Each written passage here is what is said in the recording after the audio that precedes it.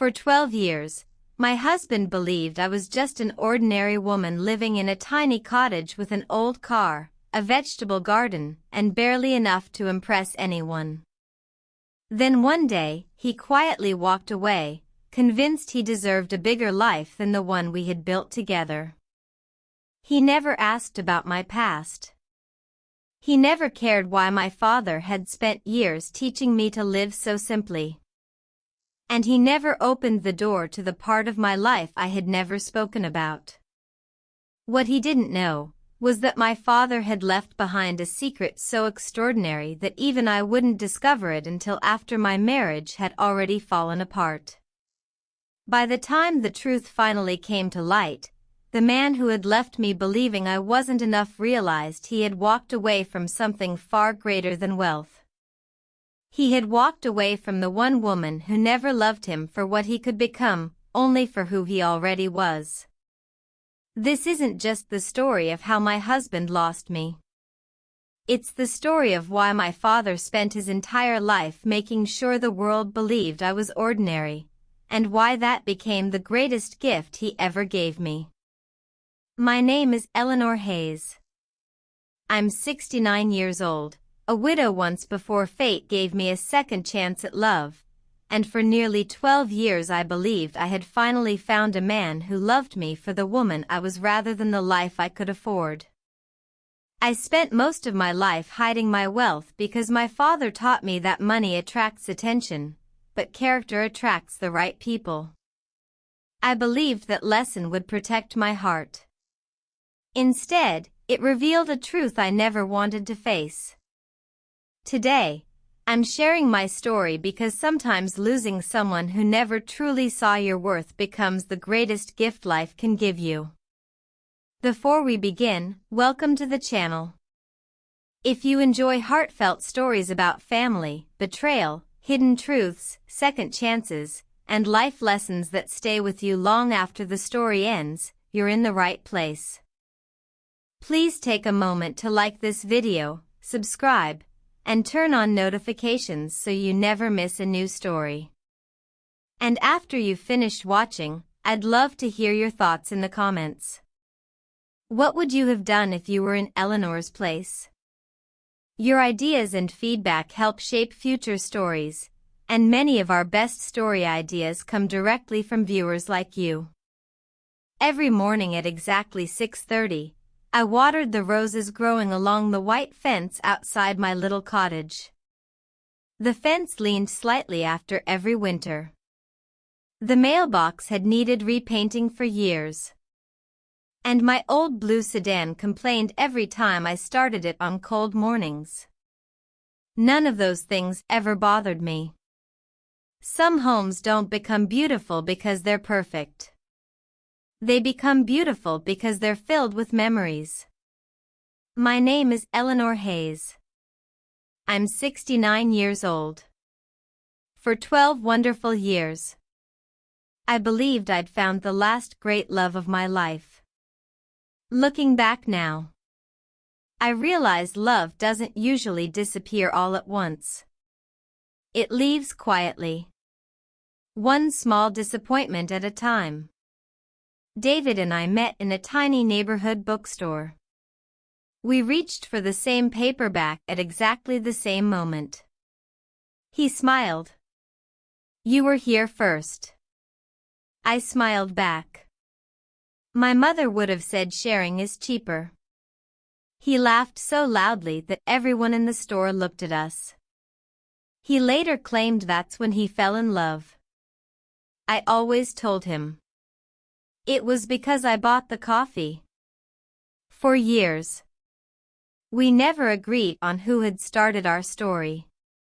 And somehow, that made the story even sweeter.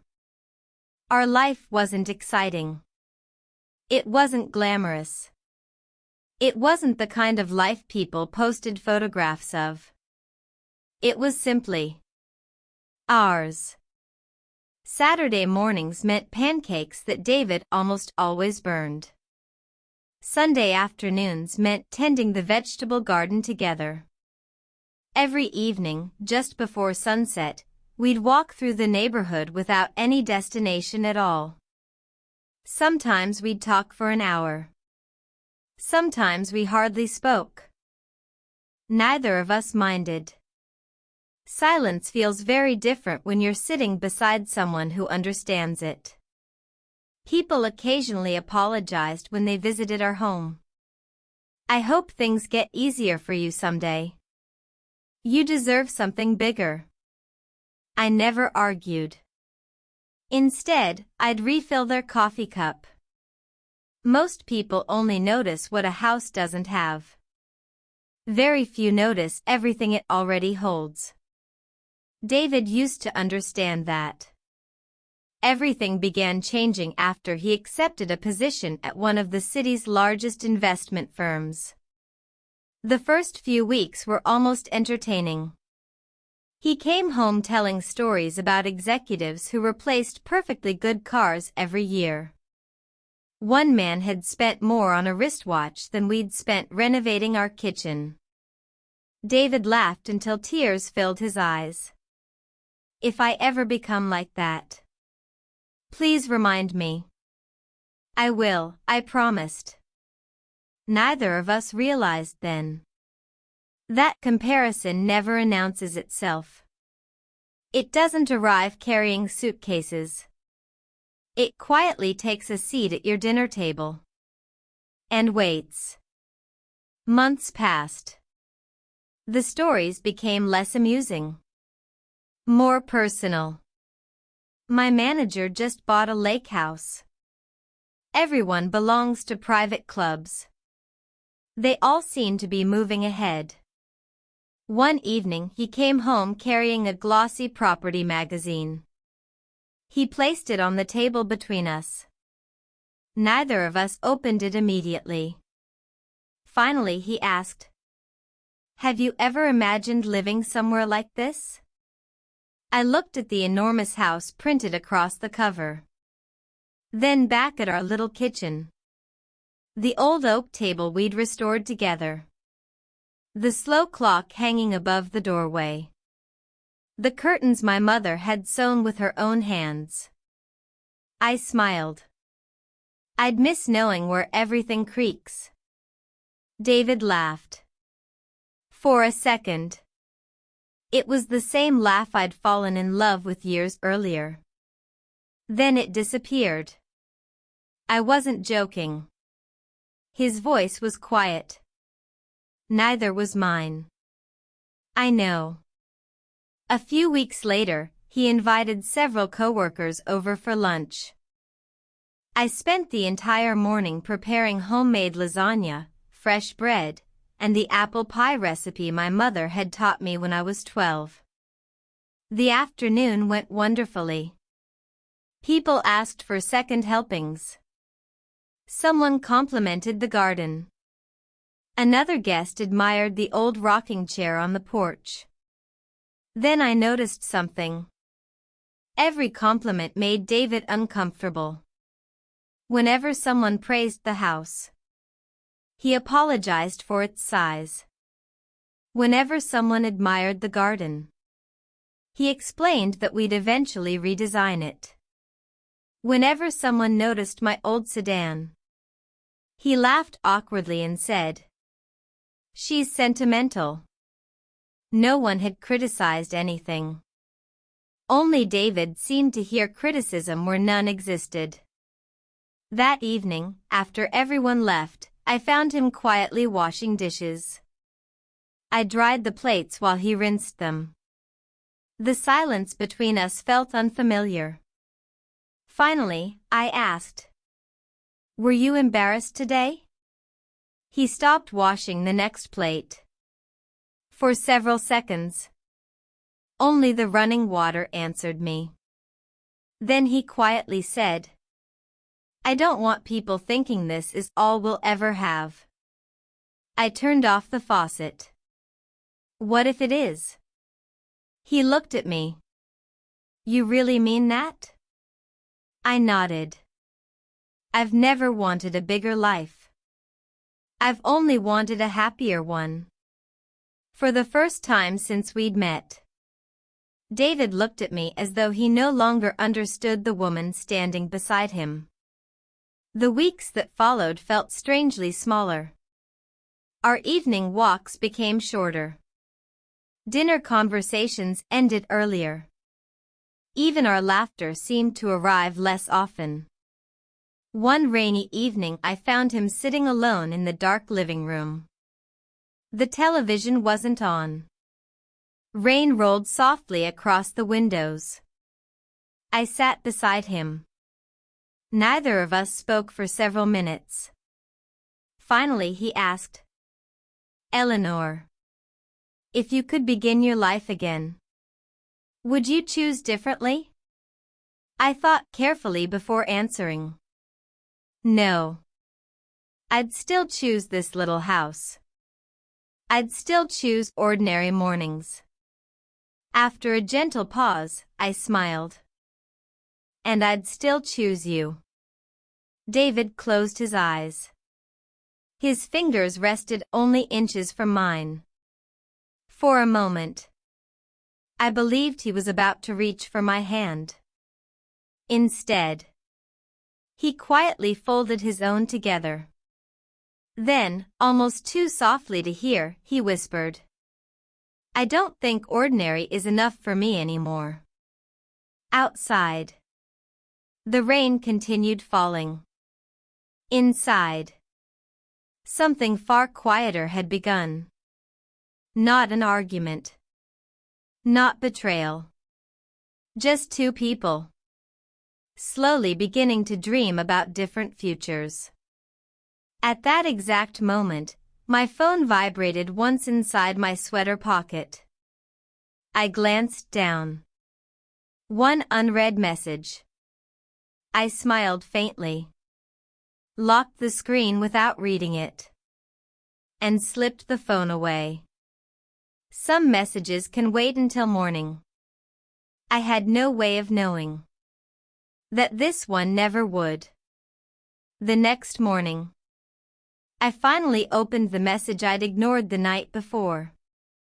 It was from Margaret. Just 5 words. "Call me when you can." No urgency. No explanation. That was Margaret's way. She believed the fewer words people used, the more carefully they listened. I poured myself a cup of coffee before calling her. She answered almost immediately. "I was wondering when you'd wake up." I smiled. "I've been awake for hours." "I know. You just weren't ready to talk." Margaret had known me for nearly 30 years. Long enough to recognize the silence in my voice. Even over the telephone. We spent several minutes talking about ordinary things. The weather. Her aching knee. The roses blooming outside her kitchen window. Neither of us hurried the conversation. At our age, friendship isn't measured by exciting stories. Sometimes it's simply knowing someone will answer when you call. Just before we said goodbye, Margaret asked quietly, "Eleanor, are you happy?" The question lingered longer than I expected. I looked toward the hallway. David was adjusting his tie before leaving for work. He looked exactly as he always had. Only somehow, he felt farther away than ever. "I don't know," I admitted. Margaret didn't rush to answer. Finally, she said, "Be careful. Silence has a habit of making decisions for us." David kissed my forehead before leaving. It was a familiar gesture. One he'd repeated thousands of times over the years. Yet something about it felt different. Automatic. Like locking the front door before leaving the house. Habit. Not intention. As the front door closed behind him, I remained standing in the hallway. Listening. Years earlier, his footsteps leaving for work had always been followed by a wave goodbye through the kitchen window. That morning, he never looked back. The house felt unusually quiet. Not empty. Simply waiting. I decided to spend the afternoon doing what I always did when life became confusing. I baked. My mother's apple pie recipe had rescued more difficult days than I could count. She used to say, "You can't always fix a broken heart, but you can make the kitchen smell like hope." As the pie baked, I found myself smiling at the memory. Some lessons stay with us forever. That evening David arrived home later than usual. Dinner sat warming gently in the oven. We ate together. The television remained off. The silence between us wasn't uncomfortable anymore. It had simply become familiar. Halfway through the meal David looked at me. "Did Margaret call today?" I nodded. She was checking on me. He hesitated. "What did she say?" I smiled faintly. "Mostly that she's still better at worrying than I am." He almost smiled. Then quietly asked, "Do you ever talk to her about us?" The question surprised me. "Sometimes." "What do you tell her?" I looked down at my plate. "The truth." "And what's that?" I answered honestly. "That I miss my husband. Even when he's sitting across the table." David didn't defend himself. He didn't argue. He simply lowered his eyes.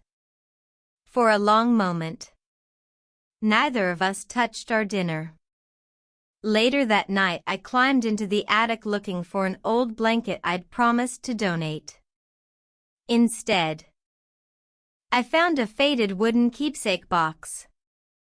Inside were birthday cards, anniversary photographs, little handwritten notes David used to hide beside my morning coffee.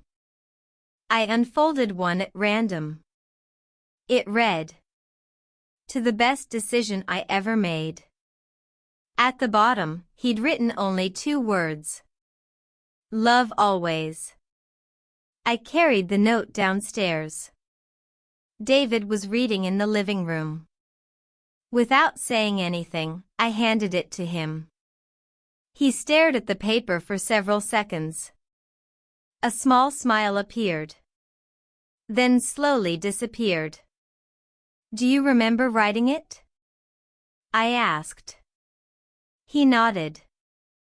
I remember believing every word. The room fell silent again. Not because we had run out of things to say. Because neither of us knew how to find our way back to those people. The following afternoon my phone rang again. Margaret. This time. Her voice sounded different. Not frightened. Certain. "Eleanor. I think it's time." I frowned. "Time for what?" She took a slow breath. "Your father trusted me with something. I promised I wouldn't tell you. Unless the day ever came when your heart began doubting itself." A chill passed through me. "What are you talking about?" "I've kept that promise for many years." She paused. "But promises aren't meant to outlive the reasons they were made." I sat down without realizing I had done so. My father never told me about any promise. I know. He didn't want you carrying its weight. My hands tightened around the phone. "What did he leave behind?" Margaret was quiet for several seconds. Then she answered with words that would change everything I believed I knew about my own life. "Not money, Eleanor. A truth he hoped you'd never have to prove. The line went silent. And for the first time, I realized there were parts of my father's life that he had protected even from me. The following morning, I drove across town to Margaret's house. She had lived in the same small brick home for as long as I could remember. The flower boxes beneath her windows overflowed every spring.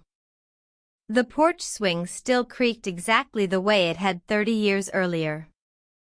Some places grow older without ever losing themselves. Margaret was one of them. She opened the front door before I had a chance to knock. I made tea. I knew you'd need it. I smiled. You always know. She laughed softly. Only because your father taught me to pay attention. Those words stopped me for a moment. He had been gone for nearly 15 years. Yet somehow, he still seemed to find ways of entering every important conversation. We sat together in her sunroom. Neither of us touched the tea. Margaret reached into a nearby cabinet and carefully removed a small wooden box. Time had darkened the wood. The brass latch had been polished so often it still reflected the morning light. I stared at it. I've seen that box before. You have.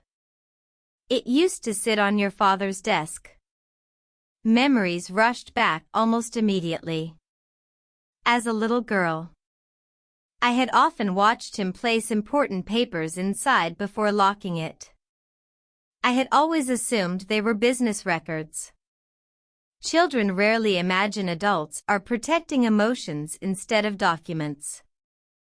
Margaret rested her hand gently on the lid. He asked me to keep this after he became ill. I frowned. Why didn't he give it to me himself? Because he hoped I'd never have to. The answer only deepened my confusion. She looked at me carefully. Your father loved you more than anything in this world. But there was one lesson. He believed life had to teach you on its own. She slowly opened the box. Inside, there wasn't a fortune. There weren't legal documents. There wasn't anything valuable in the ordinary sense. Only envelopes. Dozens of them. Every one neatly dated. Every one still sealed. I looked at Margaret. What are these? Letters. From him? She nodded. He wrote them over many years. I reached toward the first envelope. Then stopped. They're all sealed. He wanted you to read them only if the day ever came. When you began questioning your own worth because someone else failed to see it. The room became perfectly still. For several long moments. I couldn't even bring myself to touch them. Finally, I picked up the oldest envelope. Across the front, in my father's familiar handwriting, were only 7 words. For the day you begin doubting yourself. My hands trembled. I've never doubted myself. Margaret looked at me with quiet kindness. No. You doubted someone else's love. There was a difference. A painful one. I carefully unfolded the letter. My father's handwriting looked exactly as I remembered. Steady. Patient. The first sentence made my chest tighten. My dearest Eleanor. If you're reading this, someone has started measuring your value by things that were never meant to define you. I stopped reading. It felt impossible. How could he have known? Margaret smiled gently. He didn't predict your future. He understood people. I continued reading. Never try to convince someone of your worth. Anyone who truly loves you will recognize it without needing proof. A tear slipped quietly down my cheek. Not because of the words themselves. Because I suddenly realized how much of my life had been shaped by them. Without ever remembering where I'd first learned them. I looked up. Why didn't he simply tell me all of this while he was alive? Margaret folded her hands. Because advice given too early is often forgotten. But wisdom discovered through experience stays forever. We sat together for a long time. Neither of us spoke. The morning sun slowly crossed the floor between us. Eventually I placed the letter back inside its envelope. I'm not ready to read the others. Margaret smiled. You don't have to. They've waited many years. They can wait a little longer. As I prepared to leave, Margaret walked me to the front door. Just before I stepped outside, she quietly called my name. Eleanor. I turned. There was one thing your father asked me never to forget. What was it?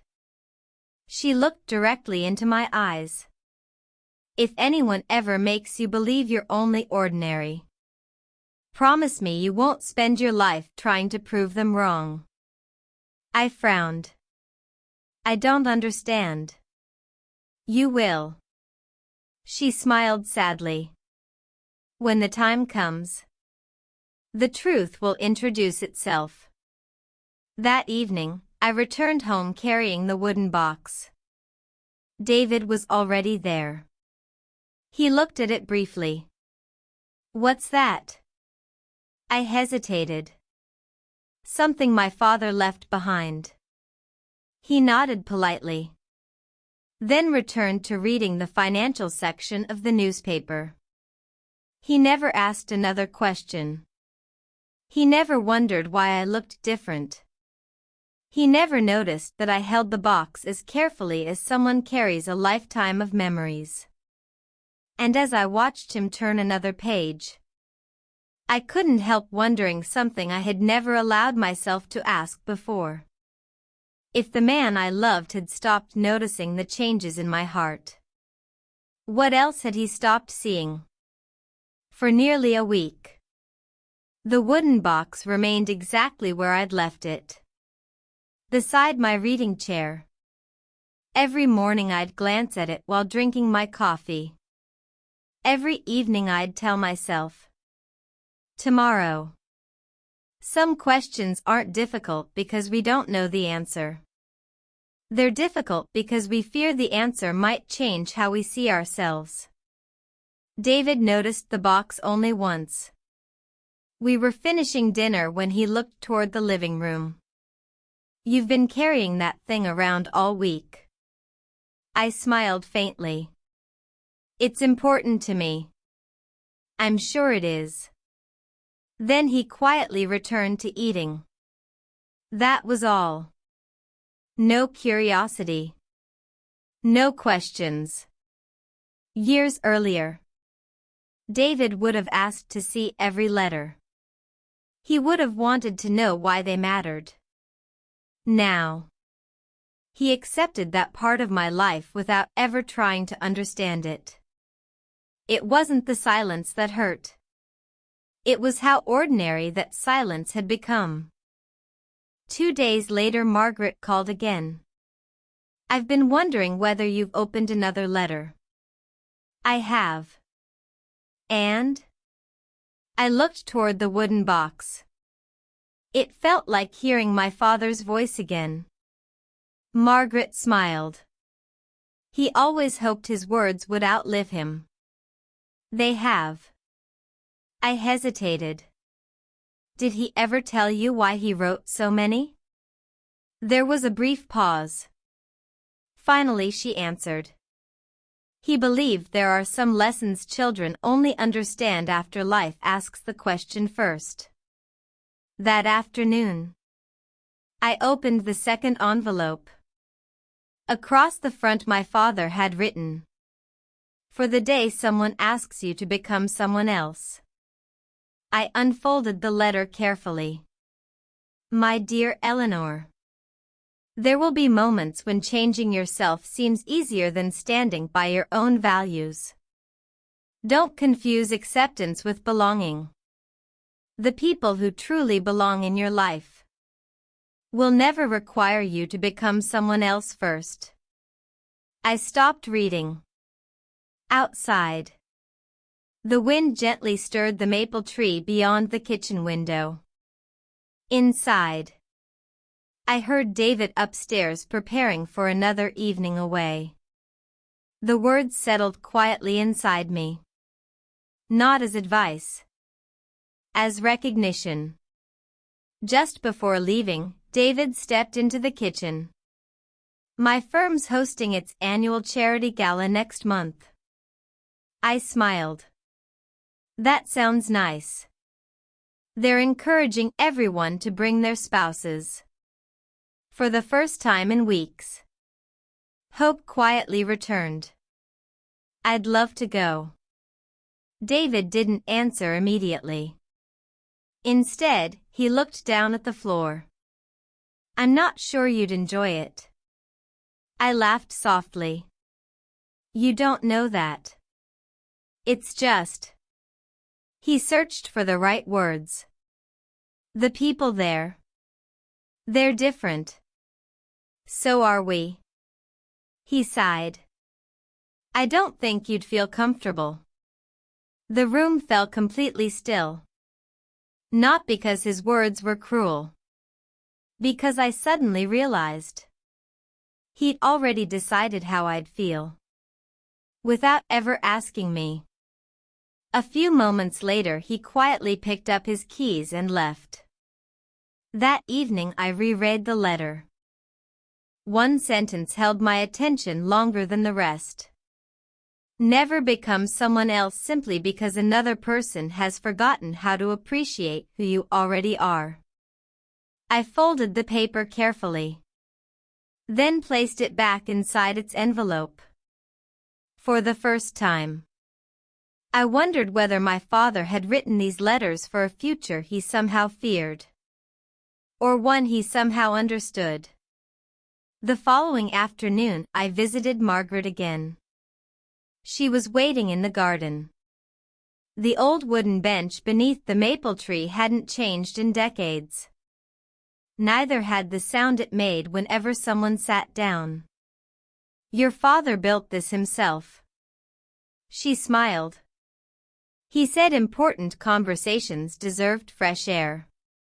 I laughed quietly. That sounds exactly like him. For several minutes, we simply watched autumn leaves drift across the lawn. Then Margaret reached into her coat pocket. She placed a small brass key in my hand. It was old, smooth around the edges from years of careful use. I looked at it curiously. "What does this open?" She glanced toward the wooden box resting beside my chair. "Your father made one final change to it before he gave it to me." I frowned. "I've looked through that box dozens of times." "I know. You were never supposed to find this." A quiet chill passed through me. "There are no extra locks." Margaret smiled gently. "There aren't any visible ones." I turned the tiny key over in my hand. "What did he hide?" Margaret looked away for a moment, then quietly answered. "I promised him that if this day ever came, I would give you the key. And nothing more." I searched her face. "You really don't know what's inside?" She smiled sadly. "Oh, Eleanor. I know. But some promises aren't mine to break. The garden fell silent. Even the wind seemed to disappear. I looked down at the tiny brass key resting in my palm. It suddenly felt far heavier than it should have.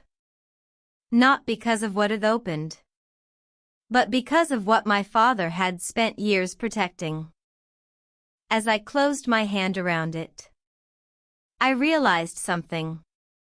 For the first time since his death, I wasn't afraid of what I might find.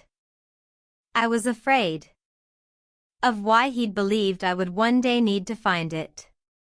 The brass key rested on my bedside table all night.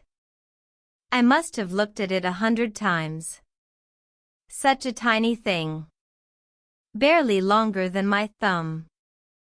Yet somehow, it carried the weight of my father's final promise. Morning arrived long before I found the courage to touch it. I carried the wooden box onto the kitchen table. Sunlight poured through the window, falling across the faded grain of the wood. For several moments, I simply ran my fingertips over the lid. How many times had my father held this same box? How many times had he quietly wondered whether I'd ever need to open what he'd hidden? Taking a slow breath, I turned the box upside down. Nothing. Exactly as I'd remembered. Then I noticed something I'd never questioned before. One corner sounded different beneath my fingertips. A softer knock. Almost hollow. Carefully, I slipped the tiny brass key into a barely visible opening hidden beneath the base. There was a quiet click. No dramatic sound. No secret drawer sliding open. Only a thin wooden panel gently lifting on one side. Inside lay a single sealed envelope. Nothing else. No jewelry. No deeds. No documents. Only one envelope. Across the front, in my father's familiar handwriting, were 6 simple words. Only after life has tested you. My hands trembled as I opened it. Inside was a letter. And beneath it, a faded black and white photograph. I picked up the photograph first. It showed my father standing beside a much younger version of himself. Both men wore simple work clothes. Behind them stood a small brick workshop with a handmade wooden sign. No company logo. No expensive office. Just 2 men smiling proudly in front of something they had built together. I turned the photograph over. On the back my father had written, "Never forget where enough begins." I smiled through gathering tears. That sentence sounded exactly like him. Then I unfolded the letter. My dearest Eleanor, if you've opened this compartment, life has already asked you whether changing yourself is worth keeping someone else's love. I stopped reading. The kitchen suddenly felt very quiet. Outside, a bird landed on the fence before disappearing again. I looked back down. If that day ever comes, I hope you remember something I could never teach you by simply saying it. People reveal their hearts most clearly when they believe you have nothing they need. I slowly lowered the page. For several minutes, I simply sat there. Not because the words surprised me, because they explained my entire childhood. My father had never been trying to prepare me for success. He had been preparing me for disappointment. The letter continued. Don't resent people for showing you who they are. Thank them. Truth is always kinder than pretending. I folded the letter carefully. then looked again at the old photograph. For years, I'd believed my father kept it because it reminded him of where he'd started. Now I wondered whether it reminded him of what mattered far more than where he eventually arrived. That evening David came home unusually early. He looked exhausted. His jacket remained folded over his arm. His tie hung loose around his neck.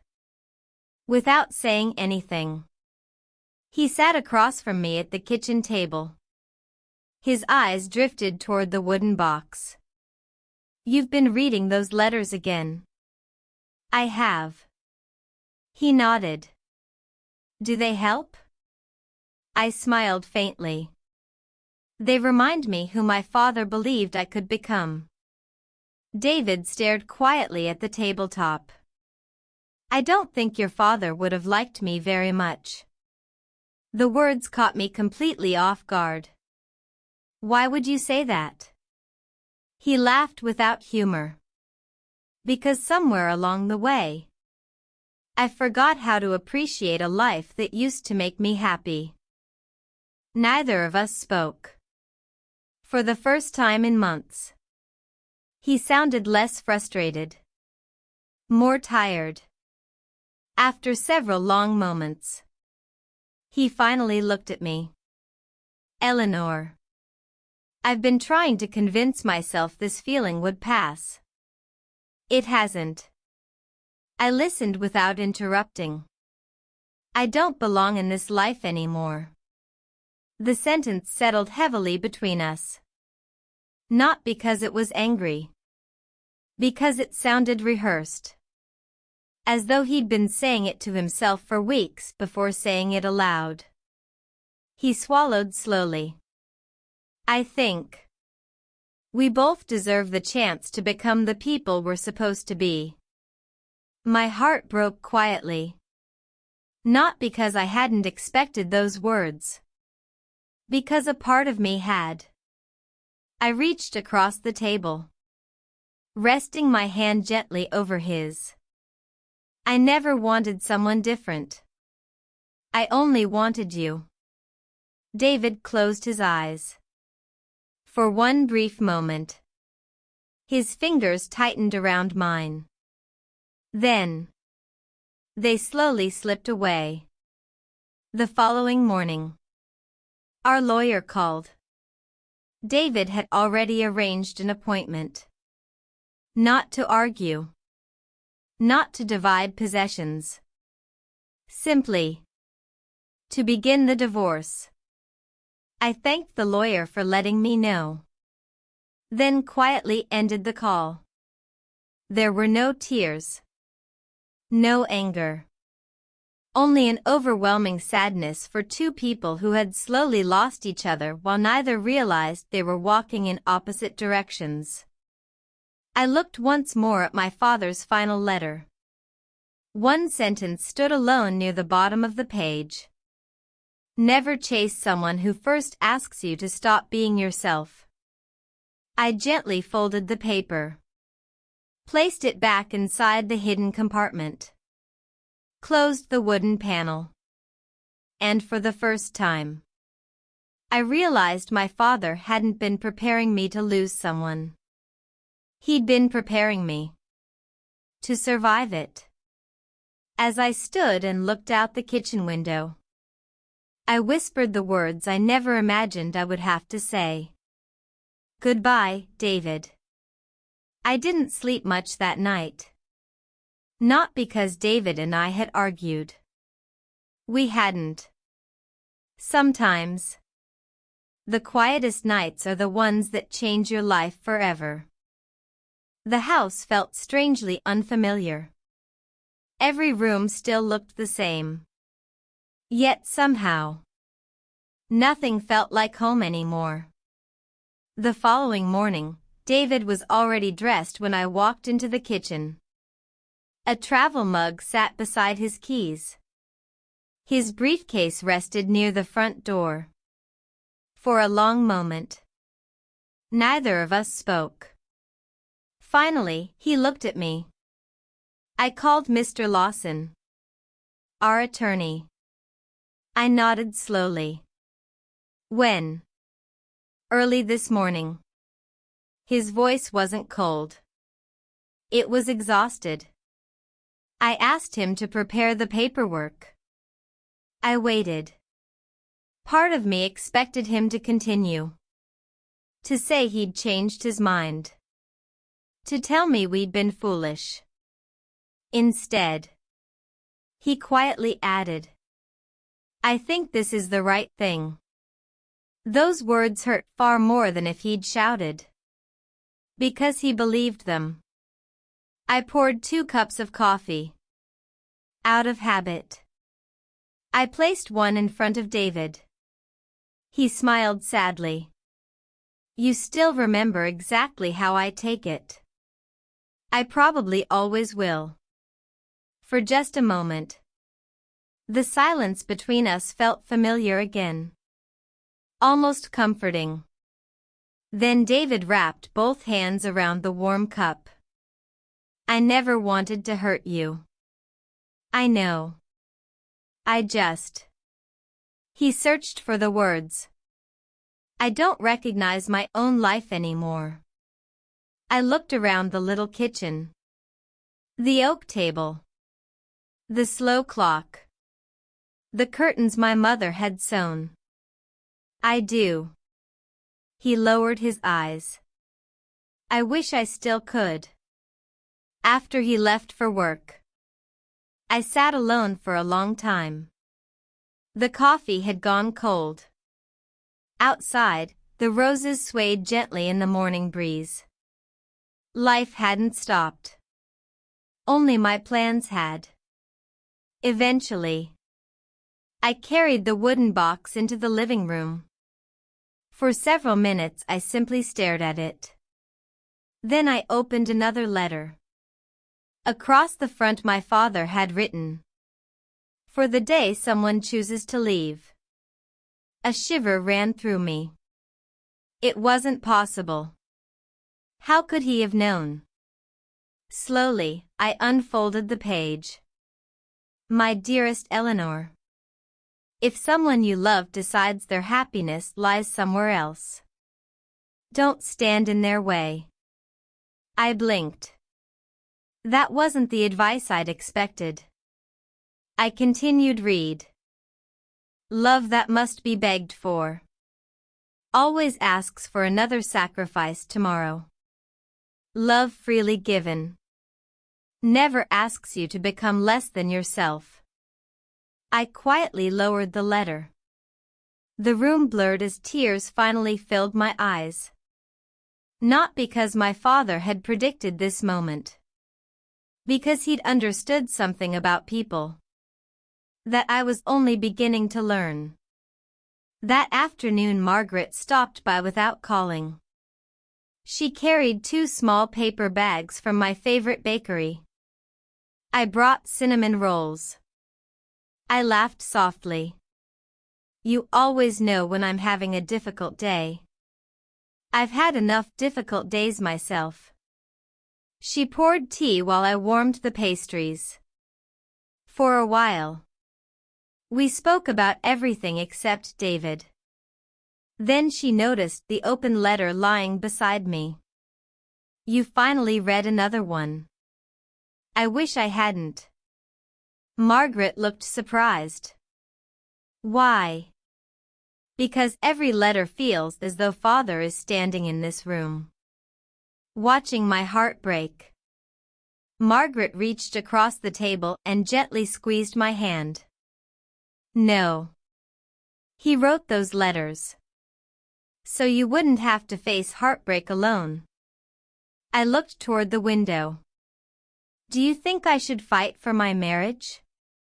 Margaret didn't answer immediately. Instead she asked, Has David asked you to?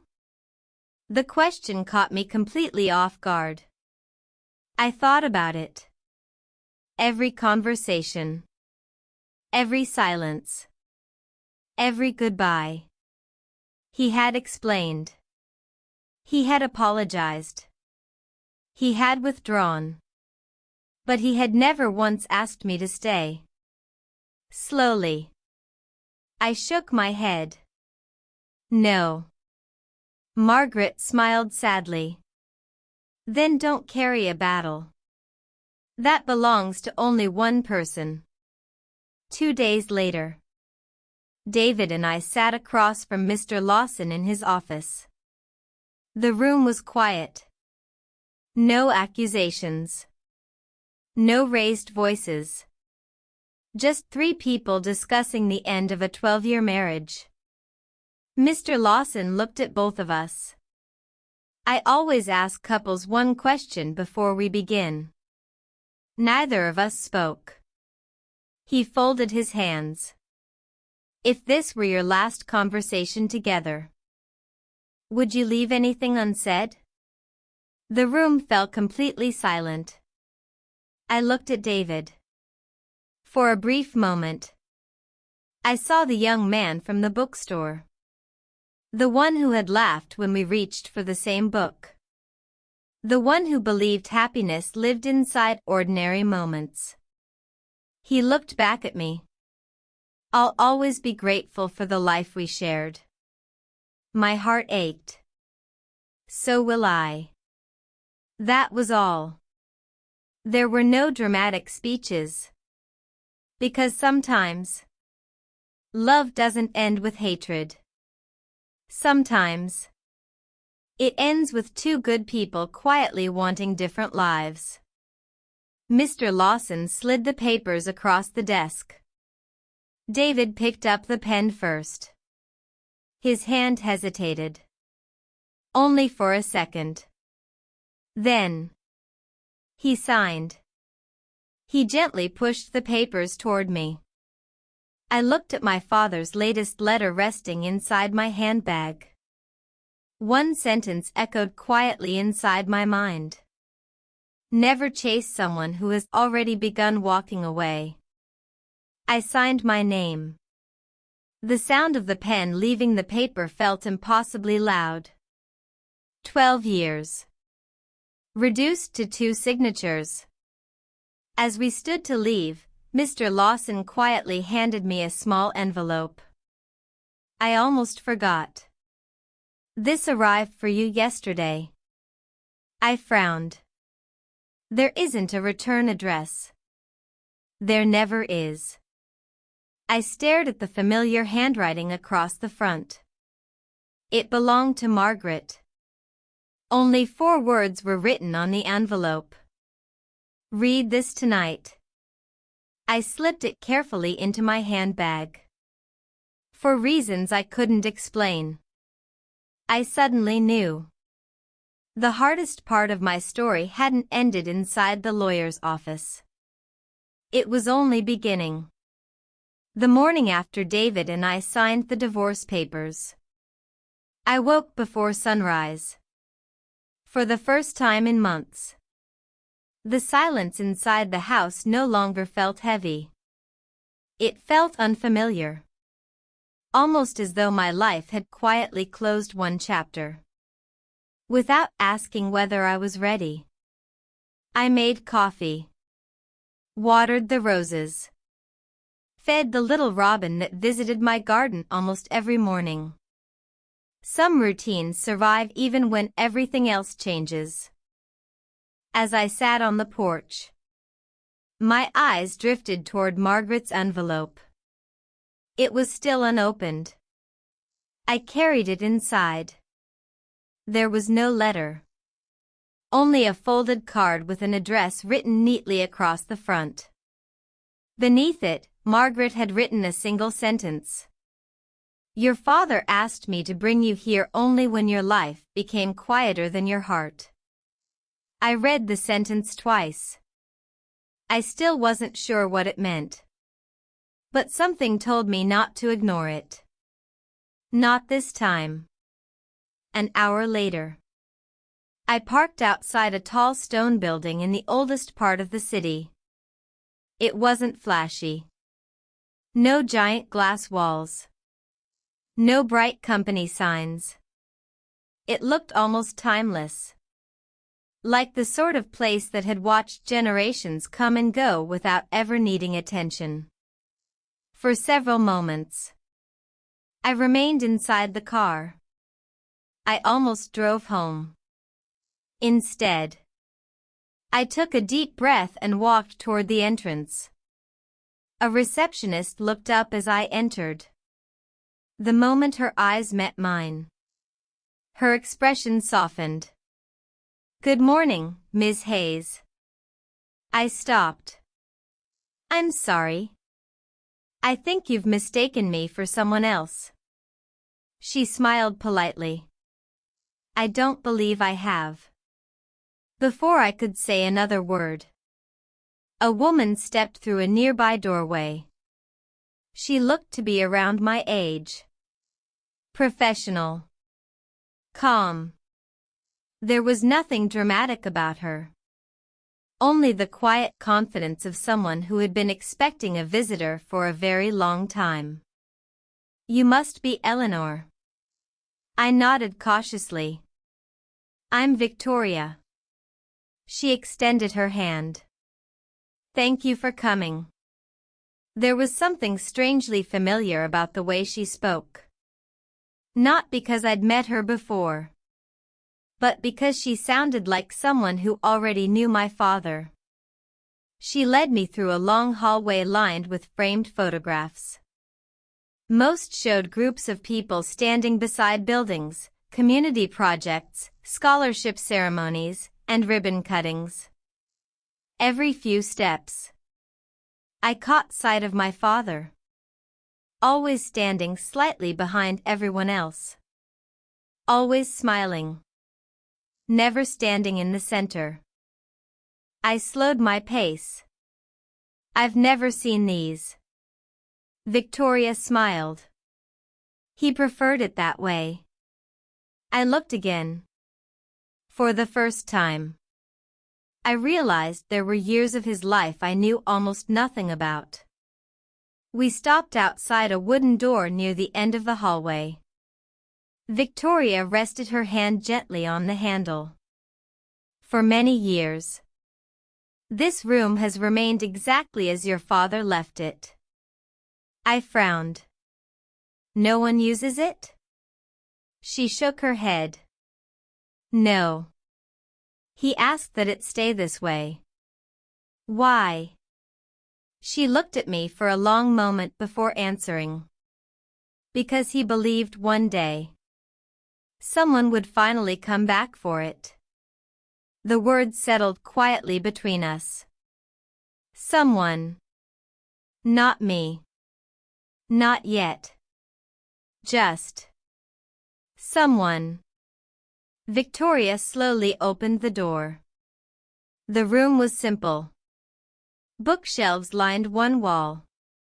A large wooden desk faced the windows. Fresh flowers rested beside an old reading lamp. Nothing about it felt luxurious. It felt lived in. Almost. Waiting. My eyes wandered across the shelves until they stopped on a framed photograph. It was my father. Much younger. Standing beside a teenage girl. Me. I stepped closer. "I don't remember this picture." He kept it there every day. Victoria's voice was almost a whisper. He said it reminded him why he worked. A lump formed in my throat. For several moments, neither of us spoke. Finally, Victoria walked to one corner of the room and gently opened a small cabinet. Inside rested another wooden box. It looked remarkably similar to the one Margaret had protected all those years. She carefully lifted it out. "I believe this belongs with the other one." I stared at it. "There were two?" My voice sounded smaller than I expected. Victoria nodded. "Your father believed one would help you understand his heart." She looked down at the second box before continuing. "And the other?" She smiled gently. Could wait until you were ready. I looked from the box to the photograph, then back to Victoria. So what's inside? She closed the cabinet quietly. I'm sorry. I gave your father my word. He wanted that answer to come from him, not from me. The room fell silent. I rested my hand lightly on the second wooden box. For reasons I couldn't explain, I didn't feel impatient anymore. Only curious. Because for the first time, I understood that my father hadn't spent his life hiding something from me. He had spent it carefully choosing the moment I would finally be ready to understand it. For several minutes, I sat in complete silence. The second wooden box rested between Victoria and me. For 15 years, it had remained closed. Not because no one possessed the key. Because everyone had honored my father's final request. Victoria gently slid the box toward me. This decision has always belonged to you. I looked down at my hands. For the first time since entering the building, I wasn't afraid of what I might find. I was afraid of understanding why my father had hidden it for so long. Slowly, I lifted the lid. Inside, there wasn't a stack of letters. There wasn't jewelry. There wasn't money. There was a single leather folder.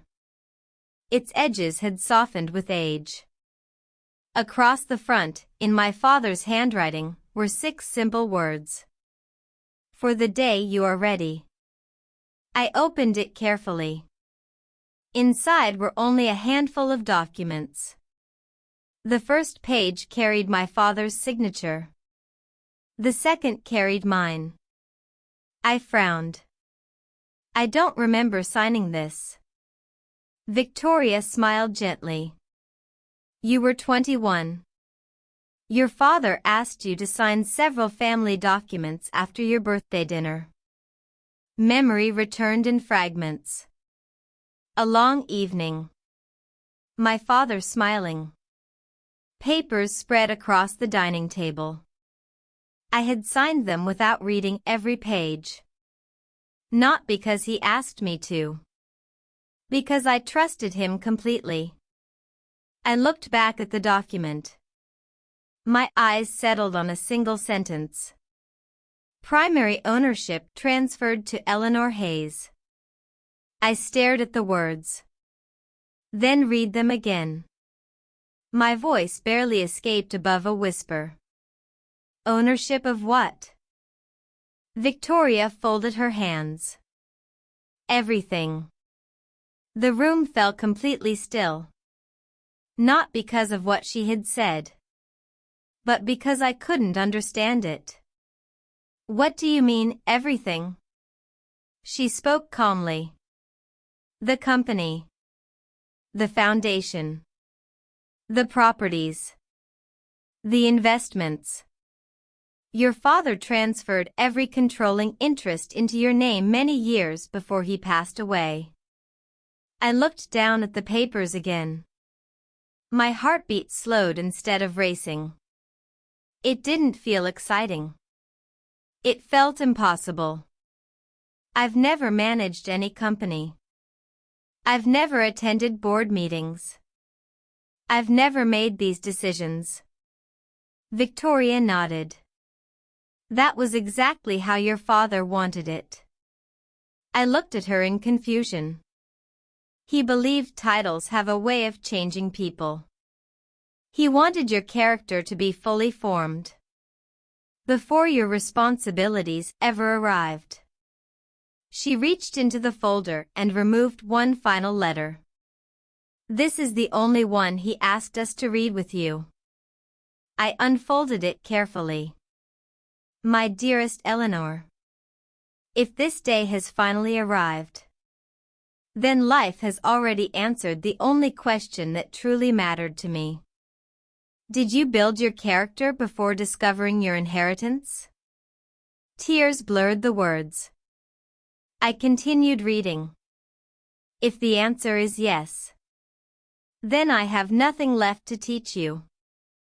Everything I built was never meant to make you important. It was meant to give you the freedom to remain the woman you already chose to become. I closed my eyes. For the first time since my father's death, I understood him completely. He hadn't hidden wealth from me. He had protected me from it. Victoria quietly placed several photographs on the desk. My father visiting schools, community clinics, scholarship ceremonies, shelters, libraries. In every picture, he stood near the back, never in front, never seeking attention. Most people never knew who funded these projects. Victoria smiled softly. He preferred it that way. I couldn't help smiling through my tears. So that's where I learned it. She nodded. Yes. Your father always believed that the greatest success is the kind no one applauds. I carefully closed the folder. For several minutes, neither of us spoke. Finally, I asked, why didn't anyone tell me after he died? Victoria looked toward the window. Because your father gave us one instruction. She reached for a framed card resting on the bookshelf. It contained only one sentence. Tell Eleanor the truth. Only after she has experienced a life where people loved her without knowing what she owned. A deep silence filled the room. Suddenly, every ordinary morning, every repaired chair, every walk through the neighborhood, every mistaken assumption that I was just another retired woman, made perfect sense. They hadn't been years of pretending. They had been years of living exactly as my father hoped I would. I looked once more at the ownership papers resting quietly inside the folder. The numbers printed across them were almost meaningless to me. What mattered was something far greater. For 12 years, David had loved the woman he believed owned almost nothing. Then, he slowly walked away before ever asking who she truly was. I gently closed the wooden box. Not because I wanted to hide the truth again, but because I finally understood something my father had spent a lifetime trying to teach me. Money doesn't reveal character. It reveals whether character was ever the reason someone loved you in the first place. And as I sat there holding the legacy my father had entrusted to me, I realized the greatest inheritance he had ever given me wasn't the empire he built. It was the ordinary life that had allowed me to discover who truly belonged in it. I didn't return to the office for almost 2 weeks. Not because I was overwhelmed. Because I needed time to understand what my father had really left me. The ownership papers. The foundation. The companies. The investments. They changed nothing about the woman who looked back at me in the mirror each morning. I still woke before sunrise. Still watered my roses. Still drove my old blue sedan.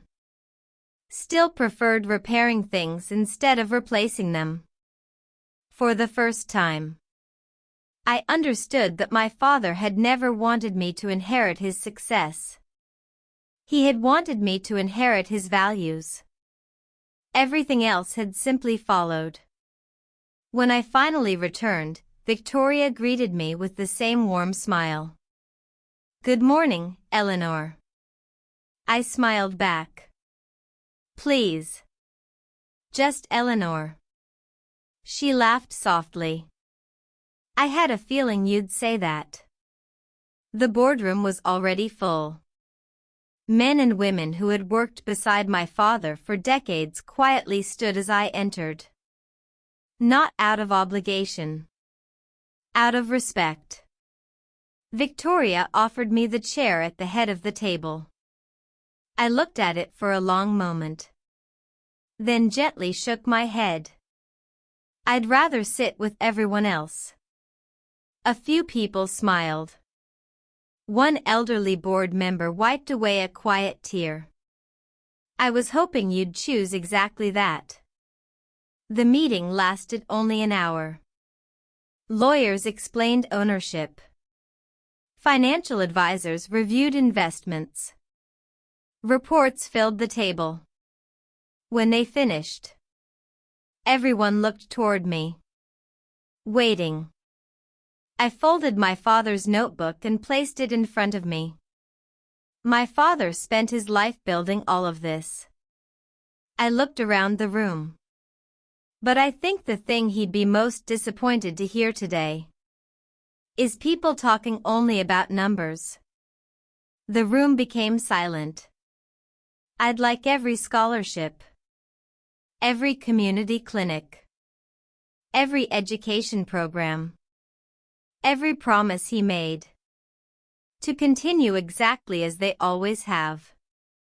Several people quietly nodded. Then I added, and one more thing. I'd like to establish a new foundation in his name. Victoria smiled. What will it support? I looked toward the window. Older people.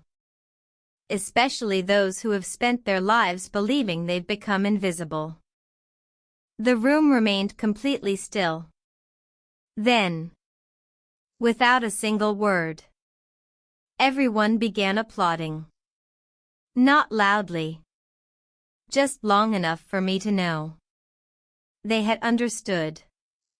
That afternoon, as I left the building, I noticed someone standing across the street. David. He looked thinner. Older. More tired than I remembered. For several seconds, neither of us moved. Finally, he slowly walked toward me. I've been trying to reach you. I know. I didn't know. His voice faltered. I didn't know any of this. I smiled gently. I know. He lowered his eyes. They told me who your father really was. I remained silent. They told me. This company belongs to you. I looked at him quietly. It belongs to the people who built it. I simply have the responsibility of caring for it. David nodded slowly. Then he looked directly at me. I've spent weeks wondering whether things would have been different if I'd known. The question lingered between us. I thought about it carefully before answering. I've wondered that too. Hope briefly flickered across his face. Then I continued. But not for the reason you think. He frowned. I've wondered why you never asked. He looked confused. Asked what? Who I was. What mattered to me. What my father believed. What kind of life I wanted. I smiled sadly. You spent so much time trying to imagine a different future that you stopped becoming curious about the person already walking beside you. David's eyes filled with tears. I was ashamed. I know. I thought success would make me happier. I know. I thought I was protecting us. I know. He struggled to speak. I made the biggest mistake of my life.